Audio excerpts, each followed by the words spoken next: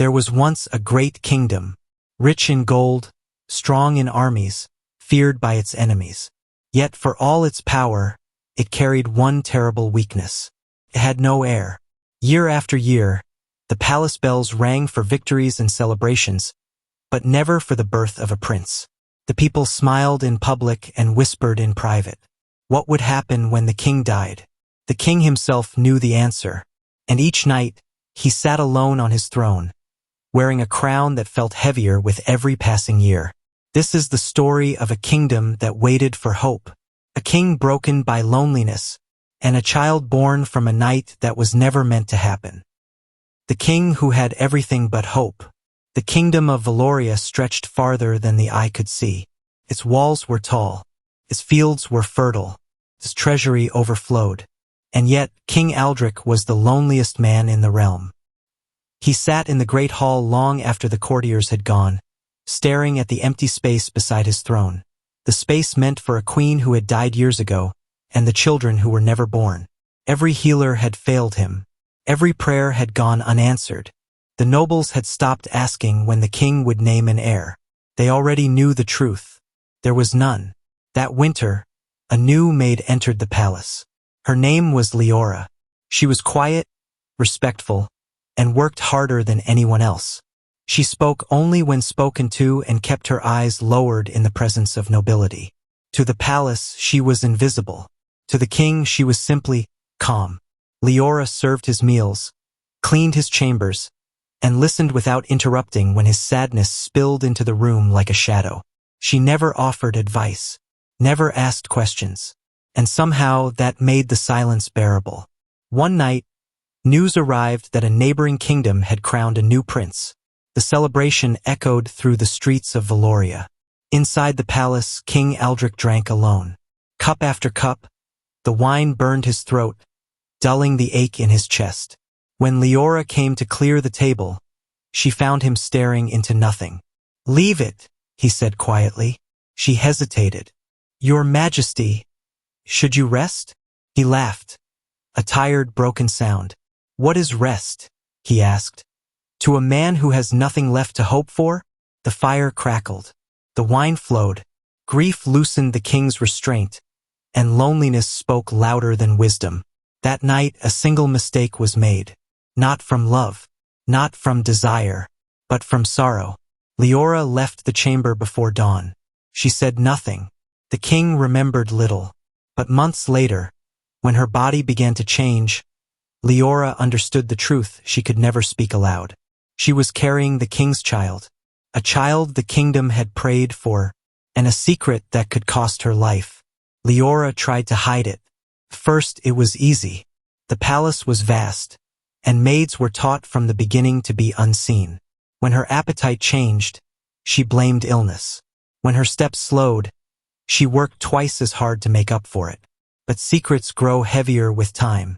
By the 4th month, the truth settled into her bones like stone.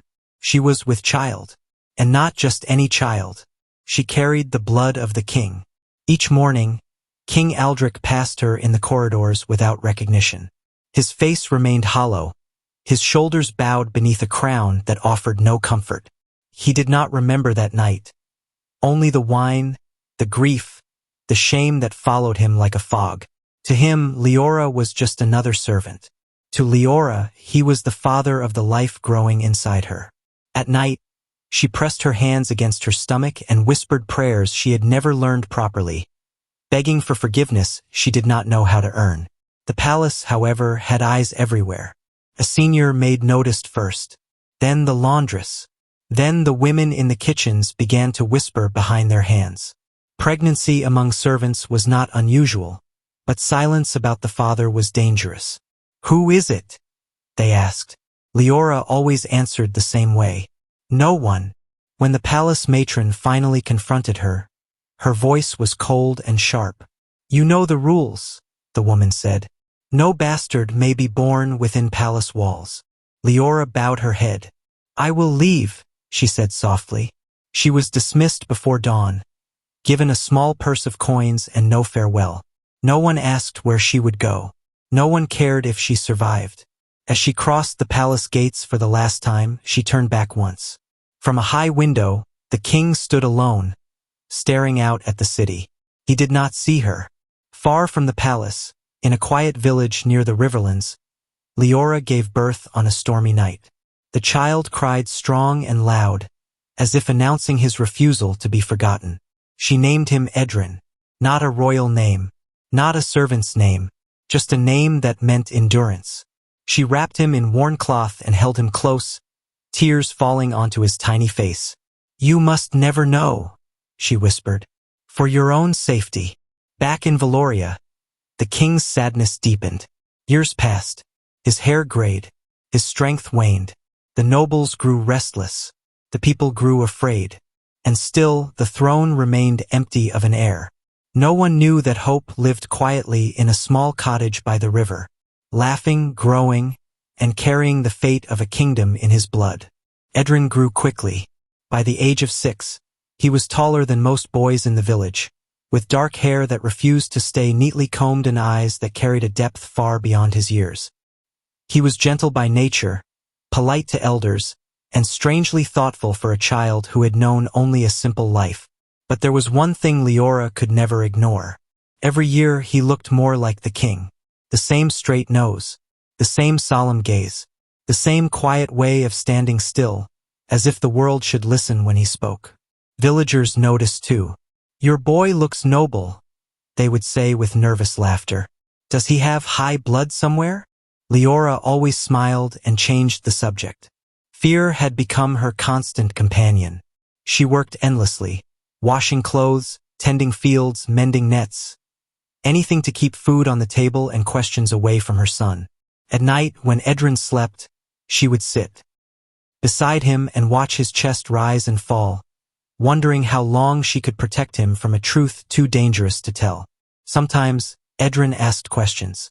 "Why don't I have a father? Why do people bow to the king but look afraid when they do?"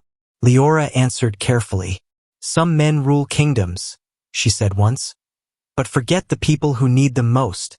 Edrin thought about that for a long time. In Valoria, the king was fading. King Aldric's once strong voice had grown thin. He spent more time in the chapel than the council chamber, praying for forgiveness he could not name. The nobles pressed him daily. "You must name a successor," they urged. "The kingdom will fall into chaos." Aldric had no answer. At night, he dreamed of a child's cry, clear, strong, and achingly familiar. He woke with tears on his face and no memory of why. The danger came quietly.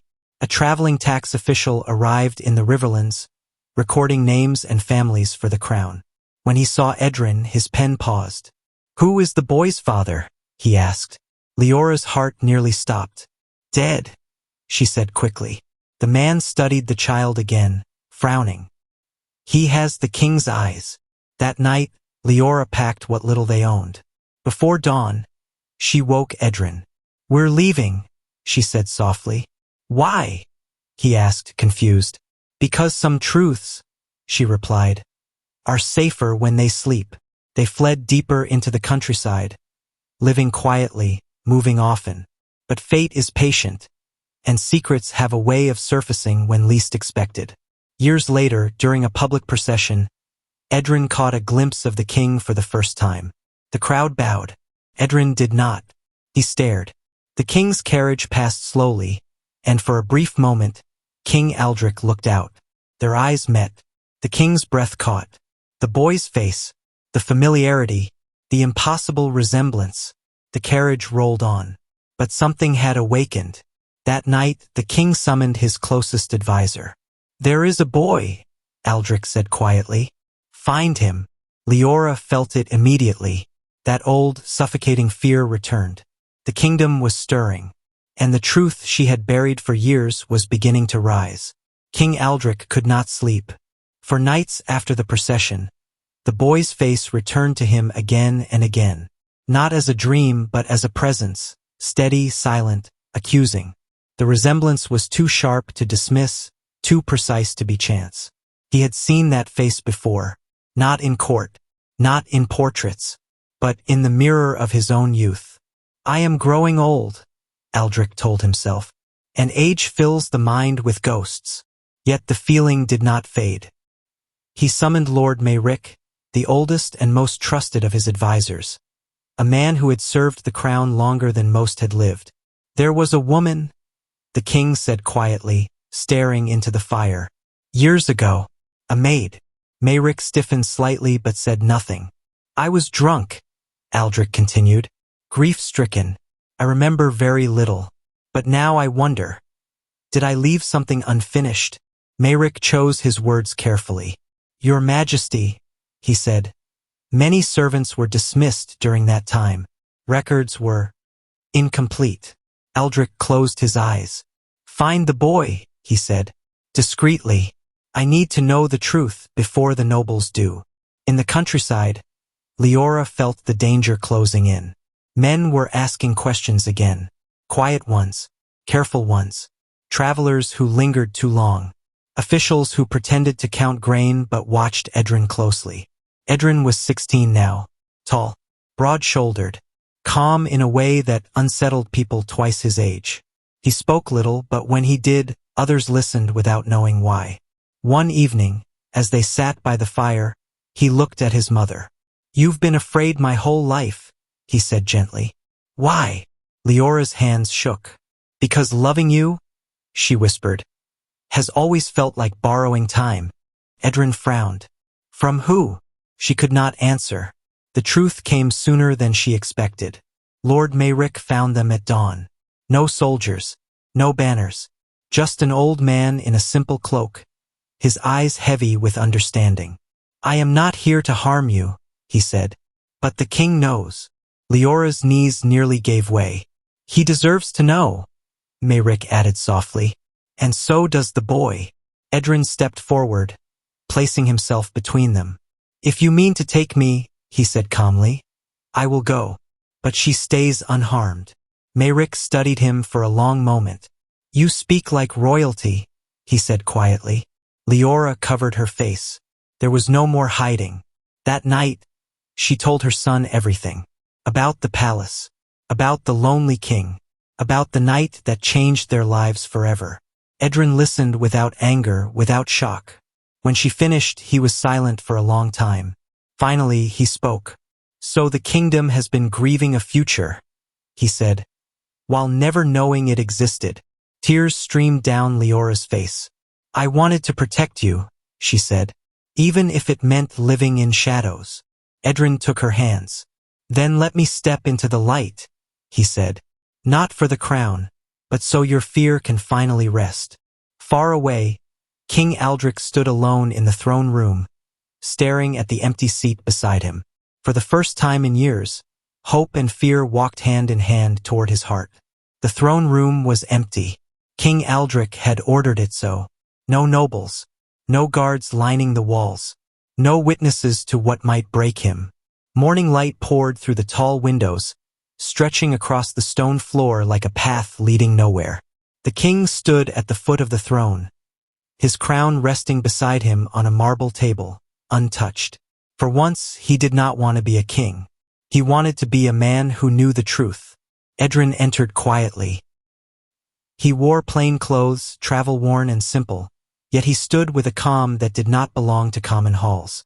His steps were steady. His gaze was level. King Aldrich turned. The moment their eyes met, the years between them collapsed.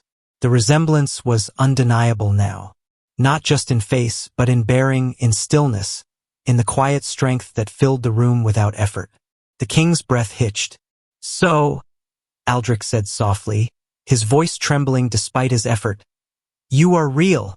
Edrin bowed, not deeply, not submissively. I am, he replied. Silence stretched. The king took a step forward, then stopped, as though afraid the boy might vanish if he moved too quickly. How old are you? He asked. 16, Edrin said. 16 years. 16 years of missed mornings. 16 winters of absence. 16 years the kingdom had waited for a future it already possessed. Aldrich closed his eyes. I did not know, he whispered. Edrin did not answer. At last, the king spoke again. I cannot undo what I failed to be, Aldrich said. But I need to know. Are you here because you want the crown? Edrin met his gaze fully now. No, he said honestly. I am here because my mother has lived in fear her entire life. If standing here ends that fear, then I will stand. The king's chest tightened. You owe me nothing, Aldrich said. I know, Edrin replied. That is why I came. Leora waited outside the chamber, her hands clasped tightly, her heart breaking with every passing moment. She had given her son to fate, and now fate held him in a room she could not enter. The doors finally opened. King Aldrich stepped out first. He looked older than ever, but something had changed. His eyes were wet. His shoulders no longer bowed quite so low. Behind him stood Edrin. The king turned to Leora and did something no one had seen in decades. He bowed. I failed you, Aldrich said quietly. Both of you. Leora fell to her knees in shock. No, your majesty. Enough, he said gently. From this moment on, no harm will come to you under my name. He placed a hand on Edrin's shoulder. The court will resist, Aldrich continued. They will doubt. They will test you. Some will hate you for existing. Edrin nodded. I have lived without their favor all my life, he said. I will survive their judgment. A faint smile touched the king's lips. Yes, Aldrich said. You will. That night, word spread through the palace like a whisper carried on fire. The king had found an heir, and with that truth came fear, ambition, and danger. In shadowed halls, nobles gathered. A new future threatened old power, and not everyone intended to let it live. The palace smelled of candles, old wood, and whispered ambition. Edrin had only been in the throne room for a week, yet already the whispers had begun. Who does he think he is? A noblewoman hissed behind a fan. Just a boy, a servant's child. Why does the king honor him? He isn't truly royal, a young lord muttered. He carries no crown but our king's mistake. King Aldrich stood in the hall, calm but tense. He had expected resistance. He had feared it, yet seeing it unfold made his chest ache in a way he had long forgotten. He turned to Edrin. Ignore them, he said quietly. They will speak out of fear, not reason. Edrin nodded. His gaze was steady, but inside, he felt the sting of eyes filled with doubt and hatred. That evening, a formal dinner was held in honor of the heir. The nobles arrived in full regalia, their jewels sparkling, masks of civility in place. The king raised a goblet. To the future of Valoria, he said. To the boy who carries the blood of this kingdom. A polite clink of glasses followed. But the murmurs never ceased. One noble, Lord Varick, stood slowly. His voice rang clear across the hall. Your Majesty, he said. With all respect, can we truly trust this child to sit upon the throne one day? His mother was a maid. His bloodline is irregular. Surely there are other heirs to consider. A hush fell. The court waited. King Aldrich's eyes darkened. There is no other heir, he said quietly but firmly. This boy is my blood, and I will not tolerate whispers that seek to undo what fate has now revealed. Lord Varick bowed stiffly, though his eyes still burned with contempt. Edrin remained seated, calm, polite, observing the room. Later, in his private chambers, Edrin spoke to his mother. They think I am not worthy, he said quietly. Do you think I am? Leora's hands shook as she held his. You are the son of a king, she said softly, and the strongest person I know. They may try to break you, but nothing can take who you are away. Edrin nodded. His jaw tightened. I must be careful, he said. They will test me in every way. You will survive, Leora whispered. The next morning, a plot began to form. Whispers in corridors. Secret meetings behind locked doors. Letters sent under the cover of night. One by one, the nobles who opposed the heir began to gather supporters. They would not accept Edrin without a fight. And the boy who had grown up in quiet fields, who had never held a sword or worn a crown, would soon have to learn the ways of power, deception, and survival. The kingdom waited. The heir waited. And the storm was coming. The morning sun had barely touched the palace towers when Edrin awoke to a strange silence. Normally, the corridors outside his chambers buzzed with servants, clattering dishes, and hushed gossip. Today, nothing. He rose quietly, his instincts telling him something was wrong. As he walked toward the window, he noticed a folded note resting on the floor. It was simple black ink on white parchment. Do not trust anyone, not even those who smile. Edrin's heart skipped. He had been warned about noble resentment, but this was the first direct threat. At breakfast, the court gathered as usual. The noble's eyes lingered on Edrin a little too long, smiles forced, whispers barely concealed. Lord Varric, ever vigilant, leaned toward another lord and muttered words meant to be heard only by allies.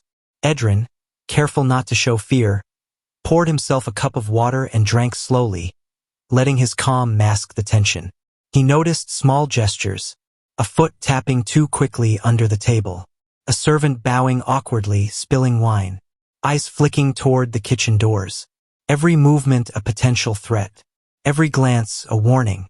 Later that day, while walking through the palace gardens, Edrin's suspicions were confirmed. A servant approached him quietly, offering a tray of fruit. Edrin smiled politely. "Thank you," he said. But the boy noticed something unusual. The fruit had a slight sheen, almost oily. A faint bitter smell lingered in the air. He held the fruit to the light. It gleamed unnaturally. Edrin set it down carefully, masking the warning. Poison. That evening, he told his mother in whispers. "They tried to kill me," he said calmly. Leora's hands shook. Who would dare? Edrin did not answer. He knew. The nobles had begun their first strike. They tested him to see how he would react, measuring his strength, his composure, his ability to survive. "Then we must be more careful," Leora said. "We cannot trust anyone." Edrin nodded. "I will learn. And next time, they will see me ready." King Aldric, too, had noticed the growing tension in the court. That night, he met Edrin in private. "They do not understand yet," the king said. "They fear what they cannot control." Edrin looked up at his father. "Then they will learn." A silent promise passed between them. The boy who had grown in quiet fields, hidden from the world, was beginning to understand the weight of his bloodline and the danger that came with it. The palace was no longer just a home.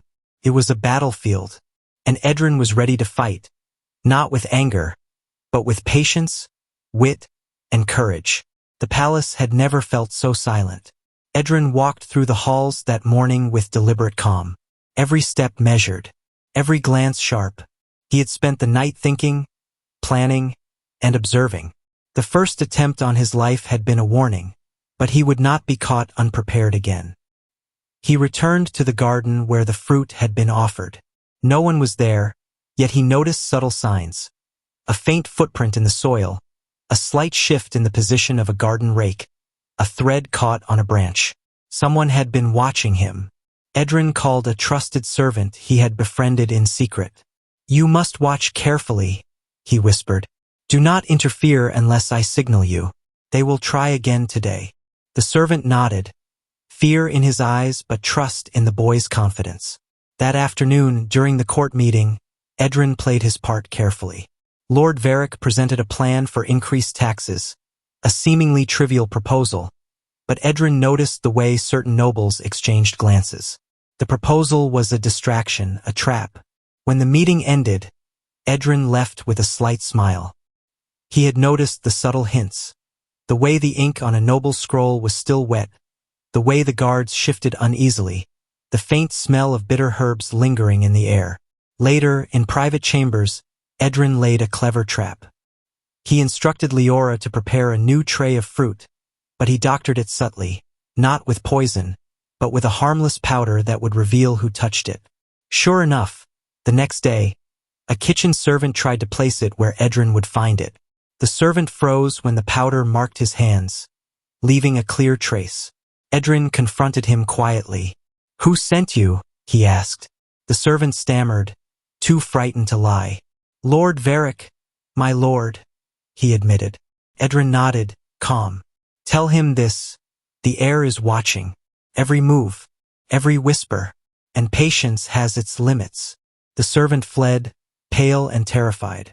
That evening, King Aldrich found Edrin alone in the garden. "You have learned quickly," the king said, pride softening the usual gravity in his voice. Edrin bowed slightly. "I have no choice. The palace is not safe, father." Aldrich placed a hand on his shoulder. "And yet you have already begun to show them who you are. Courage and intelligence. Both are stronger than any sword." Edrin looked toward the palace walls, where shadows danced in torchlight. "They will try again," he said quietly. "And I will be ready." The king nodded. "Then together we will face them. They may control the court, but they cannot control what is right." And for the first time in years, Edrin felt a spark of hope, not just for himself, but for the kingdom he had been born to inherit. The palace hummed with quiet plotting. Lord Varric was furious. His first attempt to intimidate the heir had failed. Worse, the boy had outsmarted a seasoned servant. Humiliation burned in his chest, and he vowed it would not stand. He met with other nobles in secret chambers late at night. Candles flickered, casting long shadows over maps and ledgers. Their voices were hushed but sharp. "We cannot allow him to survive," Varric whispered. "The king is blinded by sentiment. The boy may have his blood, but he has no experience. Soon we will expose him and he will fall." A younger noble, shaking slightly, asked, "What if the king intervenes?" Varric's eyes glinted. "Then we make it look like an accident. If we must, the boy's mistakes will become his undoing. The people will not mourn a servant's child if the crown is displeased." The plan was set. Subtle, invisible, dangerous. Meanwhile, Edrin sensed the change. Over the past weeks, whispers had followed him like shadows. Messages slipped into his chambers, and servants hesitated around him. But now the air felt heavier, thicker with intent. He shared his concerns with his mother. "They're planning something bigger," he said quietly. "They're not just testing me anymore." Leora's hands trembled. "What can we do? There are too many of them." Edrin shook his head. "We do not fight their numbers. We fight their mistakes, and we are patient." The first strike came during a royal banquet. The hall was filled with nobles, their jeweled clothes gleaming in the candlelight. The king sat at the center, proud and tense. Edrin remained close, calm, observing every gesture. Lord Varric stood, proposing a toast. "To the kingdom's future," he said, voice smooth, "and to the boy who may not yet understand the burden he bears." Murmurs rippled through the hall. Edrin noticed subtle signs of sabotage. A glass slightly tilted toward him. A dish that looked ordinary, but carried subtle poison-like hints. A servant hovering unnaturally close, hands trembling. Edrin did not panic. Instead, he calmly switched the glasses with a servant he trusted, and ensured the plate never reached him. After the banquet, he spoke privately to his father. "They are bold," Edrin said, "and clever, but none are brave enough to act openly." Aldrich nodded, a rare smile touching his lips. "You have grown into your position faster than I could have hoped." Edrin's eyes flicked toward the hall. "They will strike again, and next time we must be ready to show the kingdom that I am not just the heir by blood, but by right." That night, as Edrin slept, a shadow moved silently across the palace grounds. Plans were already unfolding. A chain of whispers, deceit, and danger was set into motion. And the heir, quiet, patient, observant, was ready. The city square was crowded. Merchants hawked their goods, children ran between stalls, and guards patrolled the perimeter, their armor glinting in the morning sun. King Aldrich had called a public assembly, a test of the boy who would one day inherit the throne. The nobles were watching from the palace balconies, their eyes sharp, skeptical, and ready to find fault. Edrin stood at his father's side, calm and poised. He was no longer the boy who had fled the palace with his mother years ago. His shoulders were steady, his voice controlled, his presence commanding, even to those who had never seen him before. The first challenge came quickly. A merchant accused another of cheating him in a trade, his voice loud, attracting the attention of the crowd. Tension rose. Some villagers shouted, others panicked. The nobles expected Edrin to falter. They expected hesitation. Instead, he stepped forward. "Both of you," he said, voice clear and even, "come here and tell me what happened." The crowd fell silent. The king raised an eyebrow. The nobles exchanged uneasy glances. Edrin listened carefully as each man explained his version. He asked questions calmly, patiently, without interruption, observing not only the words but the gestures, the tone, the intent behind them. Finally, he spoke. "You are both human, and humans make mistakes," he said. "But in this kingdom, fairness matters more than pride. You will repay what was lost, and both of you will swear an oath of honesty before me and the people. If you break it again, the consequences will be yours alone." The merchants bowed, stunned into compliance. The crowd murmured in awe. The nobles could only watch. That night, King Aldrich spoke privately to his son. "You handled yourself wisely," the king said, pride in his voice. "You showed patience, fairness, and authority. They will respect you eventually." Edrin nodded, though he remained thoughtful. "Not all," he said quietly. "Some will never accept me. Some will try to destroy me." Aldrich's face grew somber. "Then you must learn to anticipate their moves, and to act before they strike." Edrin looked toward the palace walls, thinking of Lord Varric and the nobles plotting in the shadows. "I will be ready," he said, "and I will show them that the blood of Valoria carries more than inheritance. It carries responsibility, wisdom, and justice."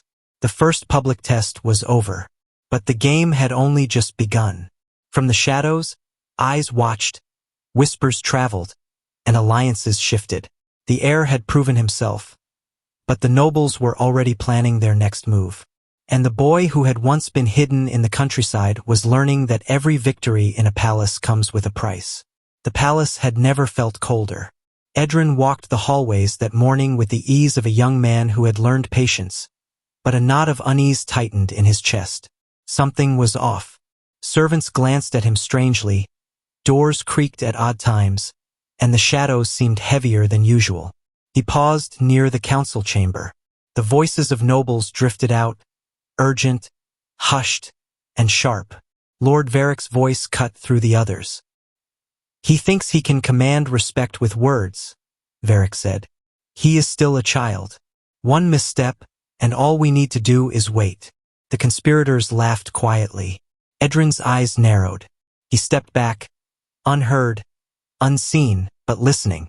By evening, the betrayal became clear. A grand feast had been called to celebrate the king's decades of rule. The nobles would drink, dine, and appear loyal. But Edrin noticed subtle signs. A goblet slid toward him slightly, too deliberately. The roasted meat smelled faintly bitter. A foot nudged a chair near him in a way that almost tipped it.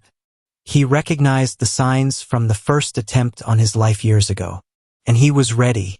During the feast, Edrin quietly exchanged positions of the goblets, swapped plates with the help of a trusted servant, and signaled another guard discreetly. Nothing happened to him. The nobles feigned ignorance, their faces betraying just enough annoyance to reveal guilt. Finally, Lord Varric leaned close to a neighboring noble and whispered, "Tonight he cannot escape. He is still inexperienced."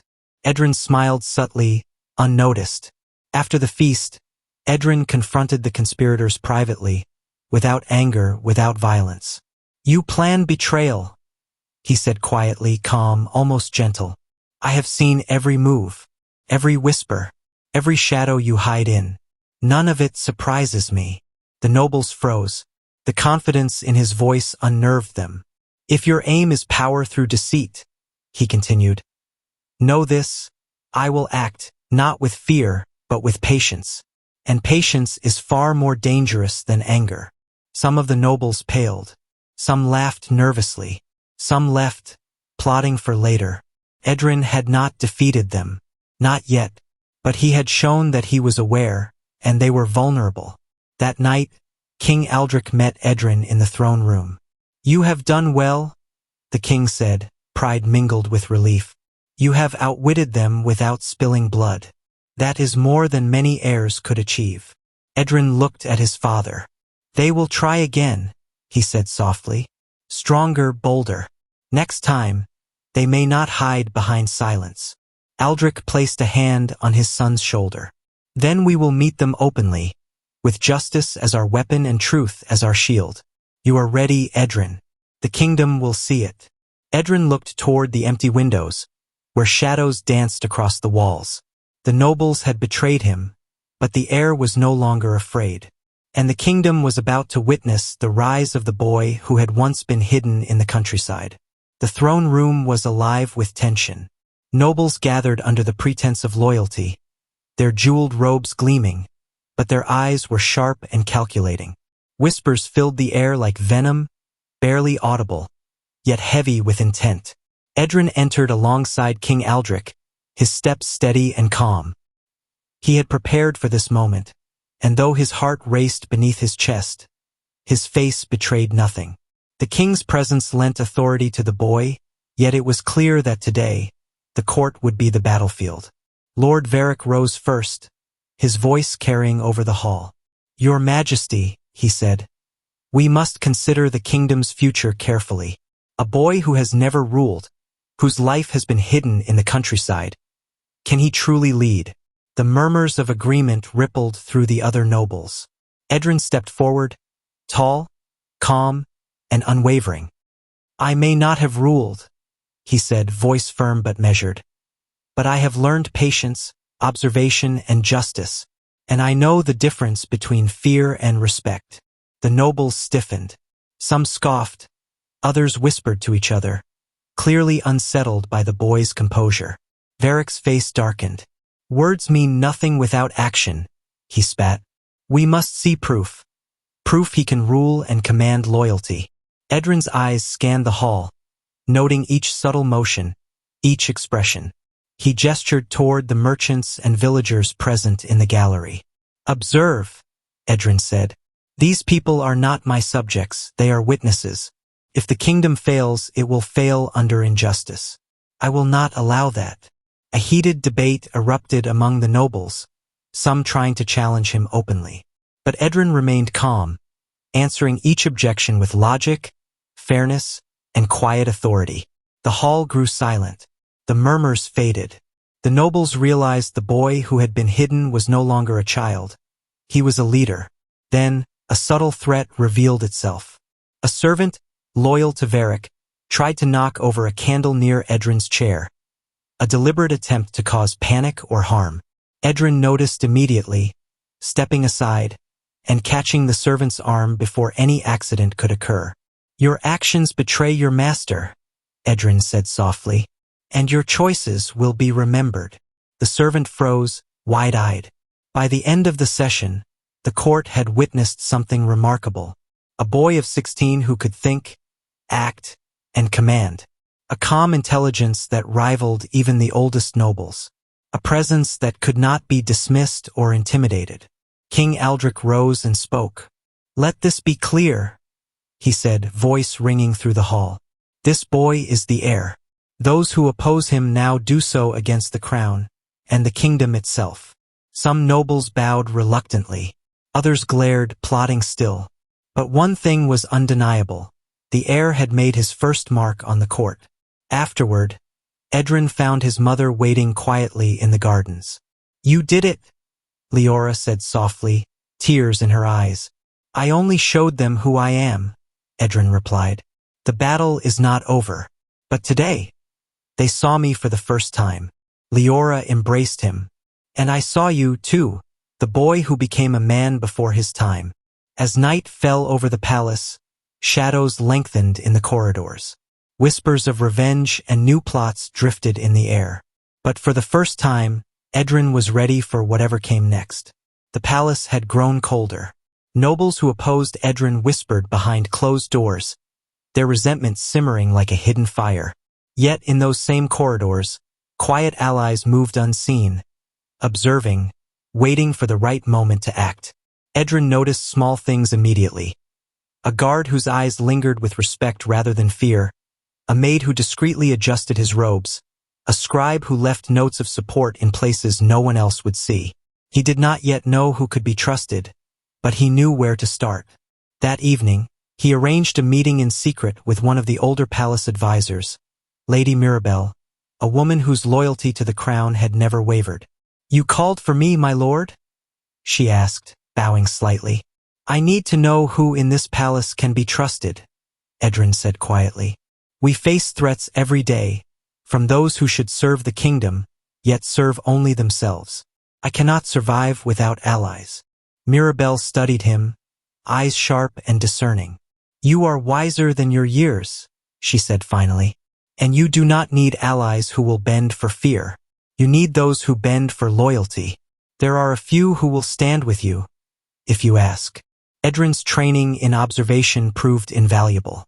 He had already noted subtle signals from a guard captain who lingered near him, seemingly casual, yet protective. A scribe who always left documents arranged in ways that revealed hidden intentions. A young noblewoman, overlooked by many, whose notes to him suggested wisdom beyond her years. Each ally was careful, discreet. None would act openly until the moment was right. In the following days, Edrin began quietly coordinating with his supporters. Messages were passed through trusted servants. Meetings took place in hidden rooms and gardens at night. They shared intelligence about the nobles' plots, helping Edrin anticipate moves before they could act. He also learned another truth. Loyalty can be earned with fairness and respect, not fear.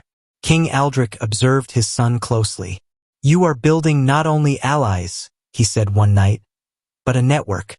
They trust you because you trust them. That is far more powerful than any army." Edrin nodded. "The nobles may plan against me, father. But for every enemy, there can be one or more who will protect me, if I guide them wisely." Aldrich smiled faintly, pride mixing with relief.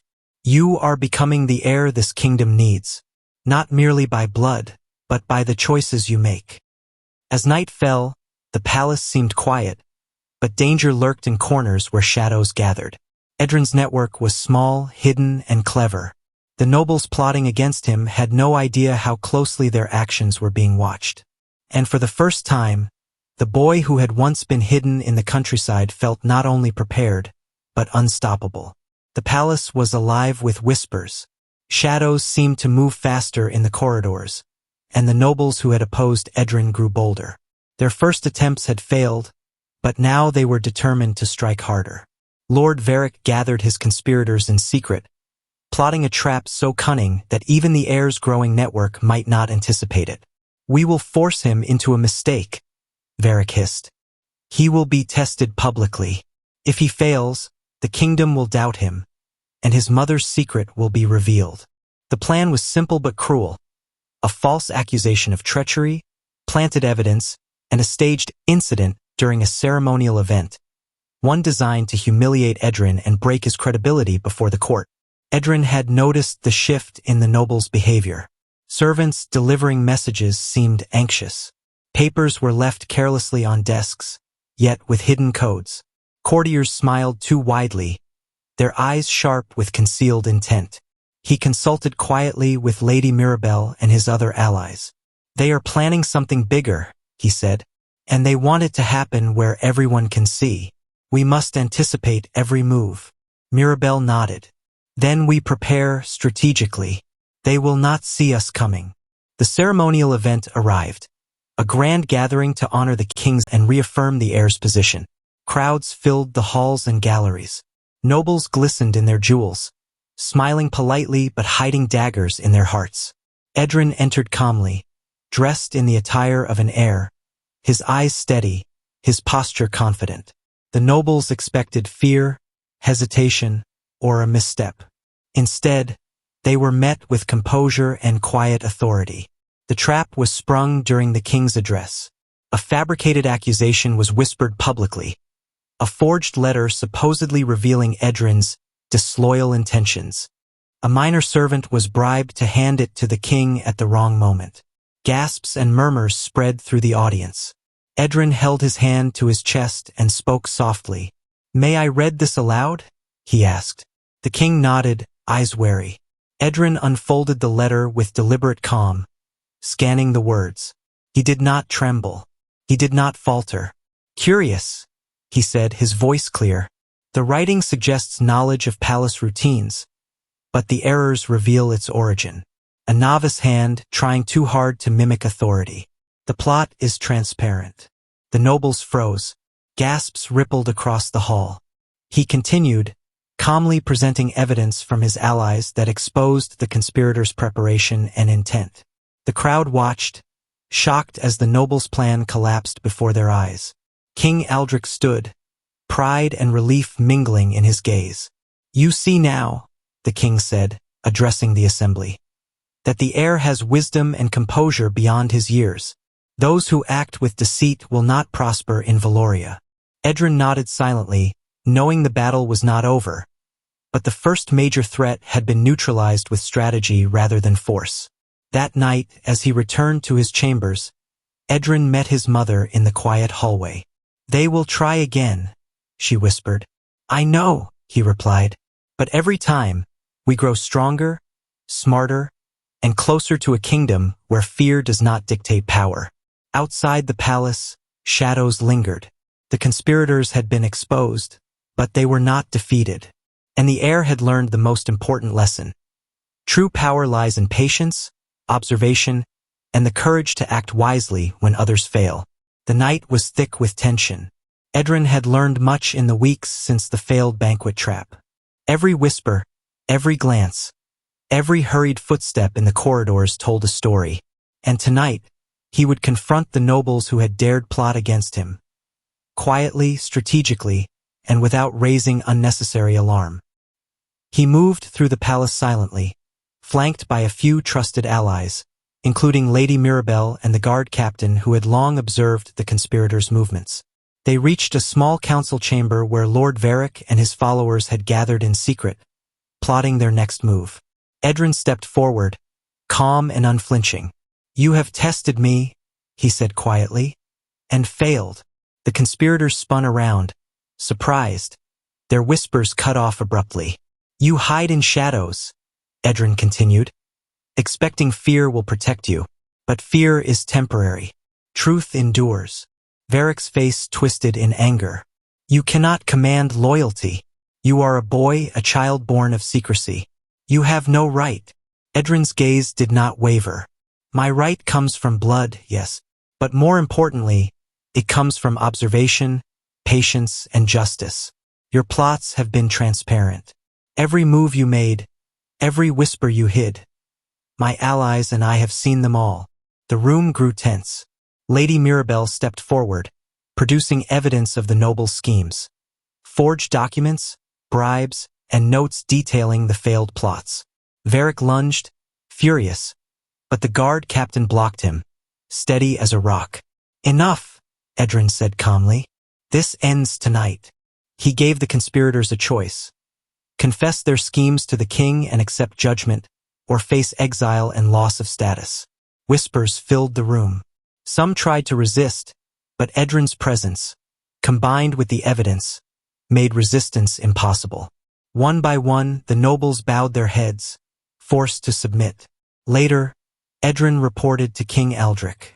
"They will not act openly for now," he said, "but their resentment remains. We must remain vigilant." The king smiled faintly, pride and relief mingling. "You have handled them wisely, not with anger, but with justice. That is the mark of a true leader." Edrin nodded. He understood the lesson clearly. Power is not brute strength, but the ability to see clearly and act decisively. That night, in the quiet of his chambers, Edrin spoke with his mother. "We are not yet safe," he said, "but tonight, I have taken a step toward earning not only my crown, but the respect of those who would have destroyed me." Leora embraced him. "You are more than I ever hoped for," she whispered, "and the kingdom will soon see it too." Outside, the palace lay silent, but the echoes of Edrin's confrontation lingered, a warning to all who dared challenge the heir. The palace corridors felt different now. Where once whispers of fear and plots followed Edrin like shadows, now there was a subtle shift. Allies moved more openly, and even the court began to hesitate before speaking against him. Respect was slowly replacing doubt. Edrin understood that surviving the conspiracies was not enough. He needed support that would last, built on loyalty, respect, and trust, not fear. He called a private council with Lady Mirabelle, the guard captain, and several young nobles who had quietly offered allegiance. "We cannot rely solely on the king's authority," Edrin said. "We must create a network that watches, protects, and acts for the kingdom.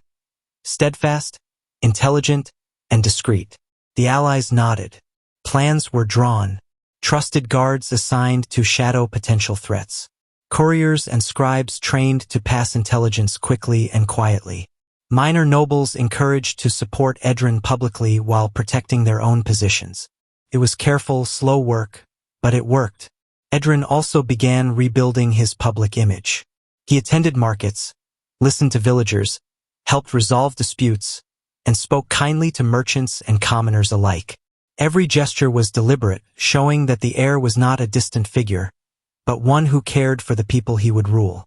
Even King Aldrich was impressed. "You are becoming more than a successor," the king said. "You are becoming a symbol, the hope this kingdom has long waited for." Edrin smiled faintly. "Symbols are fragile, father, but a kingdom that trusts its heir, that is strong." Yet danger still lingered. Some nobles, humiliated and wary, were quiet, but plotting. Others tried subtle sabotage. Delayed messages, false reports, small provocations. Each was minor, but Edrin's eyes caught them. With his network in place, he acted preemptively, correcting misinformation before it spread, reassigning suspicious servants, rewarding loyalty with subtle public acknowledgement. Every action strengthened his position, while teaching his enemies that he could see and act without panic or anger. One evening, Edrin stood with his father in the balcony overlooking the city. Lanterns dotted the streets like stars, and for a moment, the kingdom felt at peace. "Soon," Edrin said, "they will realize that my strength is not in the crown, but in the choices I make and the people I inspire." King Aldrich nodded. "And when that time comes, the kingdom will follow you willingly. Not because you are the heir, but because you are worthy." Edrin looked out into the night. Shadows still lingered, but they no longer frightened him. He had allies, wisdom, and courage, and he knew the final confrontation was approaching. The palace had grown quiet, but it was a false calm. Lord Varric and his remaining allies had spent weeks regrouping. Their plots had been foiled, their reputations damaged, but their ambition burned hotter than ever.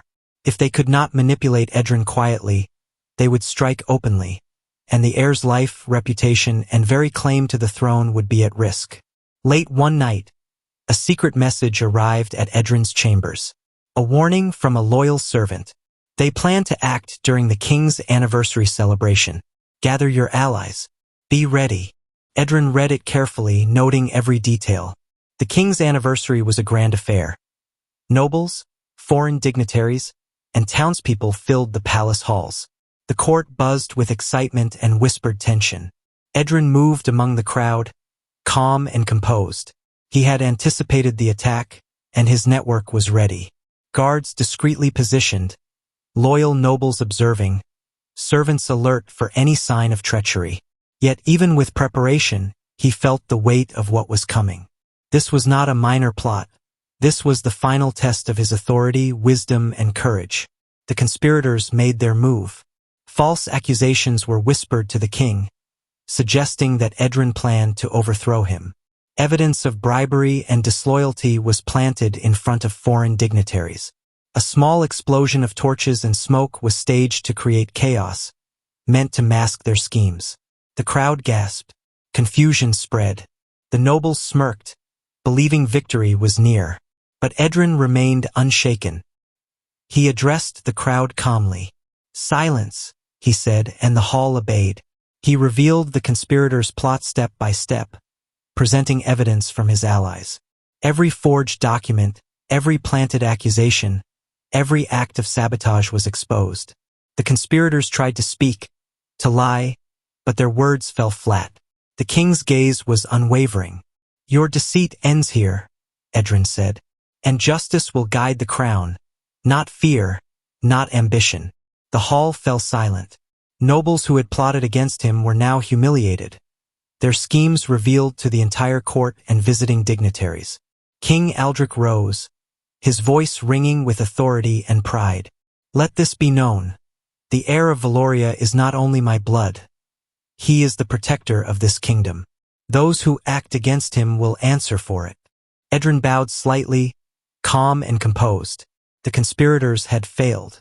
The people, witnesses to his courage and intelligence, now saw the heir as worthy of the throne. After the celebration, Edrin met his mother and his closest allies. "The final threat is dealt with," he said quietly. "But vigilance must remain. The kingdom may test us again, but now they know we will not falter." Leora smiled, tears in her eyes. "You have done what I never dreamed possible. You have earned your place, not just as the king's son, but as the leader of Valoria." Edrin looked out over the palace walls, where the city lights shimmered like stars. Shadows still lingered, but he no longer feared them. The heir had survived betrayal, plots, and danger, and soon he would take his rightful place at the heart of the kingdom. The palace was alive with a sense of triumph. The conspirators had been exposed, their influence broken. Nobles who once doubted Edrin now bowed in cautious respect. The people whispered his name with admiration, for they had witnessed a young heir who faced danger with wisdom and courage, and emerged victorious. King Aldrich stood beside him in the throne room, the weight of years and sorrow slowly lifting from his shoulders. "Today," the king said, his voice strong, "the kingdom sees what I have known all along. Edrin is not only my son, he is the heir Valoria needs." Edrin knelt briefly before his father, then rose, calm and composed. He felt the eyes of the court upon him, not with suspicion, but with recognition. Respect had been earned, not demanded. The young heir addressed the court, his voice clear and unwavering. "I have learned patience, observation, and justice. I have seen deceit, betrayal, and ambition, but I have also seen loyalty, courage, and hope. The kingdom belongs not to fear, but to those who serve it faithfully. I will rule not for myself, but for Valoria, and for every man, woman, and child within its borders." A murmur of approval swept through the assembly. Even Lord Varric, pale and humbled, bowed his head in reluctant acknowledgement. In the days that followed, Edrin consolidated his position. The conspirators were exiled or stripped of influence. Allies were given positions of trust and authority. The people, who had once only whispered hope, now celebrated their new heir openly. King Aldrich, now smiling as he had not in years, spoke privately to Edrin.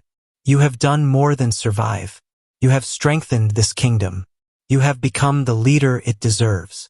Edrin's gaze turned toward the horizon, where the sun rose over the city walls. "Thank you, father," he said softly. "But the true work begins now. To protect this kingdom, to serve its people, and to honor the trust placed in me. That will be my life's purpose." That evening, in the quiet of his chambers, Leora approached her son. "You have fulfilled what I feared could never be fulfilled," she said, tears shining in her eyes. "You are no longer the boy in hiding. You are the future of Valoria." Edrin took her hands, his expression steady. "Without you, I would not be here," he said. "You gave me courage, guidance, and hope. The kingdom may see me as an heir, but I know that my heart belongs first to those who truly believed in me." They stood together, mother and son, as the palace shimmered with lantern light. Outside, the city of Valoria stirred with the promise of a new era, one of justice, courage, and leadership. The heir had risen, the kingdom was secure, and Edrin, the boy who had been hidden in the countryside, had become the true heart of Valoria. The first light of dawn spilled over the towers of Valoria. The city shimmered with the promise of a new day. Lanterns flickered as the streets slowly woke, and for the first time in decades, the kingdom felt truly at peace. Edrin stood on the palace balcony, the wind brushing against his face. Behind him, the halls no longer whispered with conspiracy, but with quiet loyalty and respect. The boy who had once run through fields, unaware of his destiny, was now the heir and the heart of the kingdom. King Aldrich joined him, placing a hand on his son's shoulder. "You have done more than survive, Edrin," he said softly. "You have given this kingdom hope. You have given me peace." Edrin looked out at the people below. Farmers, merchants, guards, and children. Everyone whose lives he had quietly protected, now glanced up at him with trust, pride, and hope. "I only followed the path set before me," Edrin said. "But I will continue to serve Valoria, not for power, but for its people. That is the true responsibility of a ruler." Leora approached, her eyes shining with tears and pride. "You are the son of this kingdom, Edrin," she whispered. "Not just by blood, but by courage, wisdom, and heart." Edrin embraced his mother briefly, then straightened. From the palace walls, the sun rose fully, bathing Valoria in golden light. The shadows of betrayal and fear had been banished, and a kingdom that had waited for hope finally saw its future. The nobles who once plotted against him now served in cautious respect. Allies stood ready beside him, and the people of Valoria knew that their heir would not falter. Not in heart, not in judgment, not in courage. Edrin lifted his gaze to the horizon. The boy who had been hidden, the child of a single night and a kingdom's desperate hope, had become the leader Valoria deserved. And with that, a new era began. An era of justice, courage, and prosperity. The kingdom would never forget the heir who rose from the shadows. The end. Thank you for watching. If you enjoyed the story, please don't forget to give us a thumbs up, subscribe, and share to others.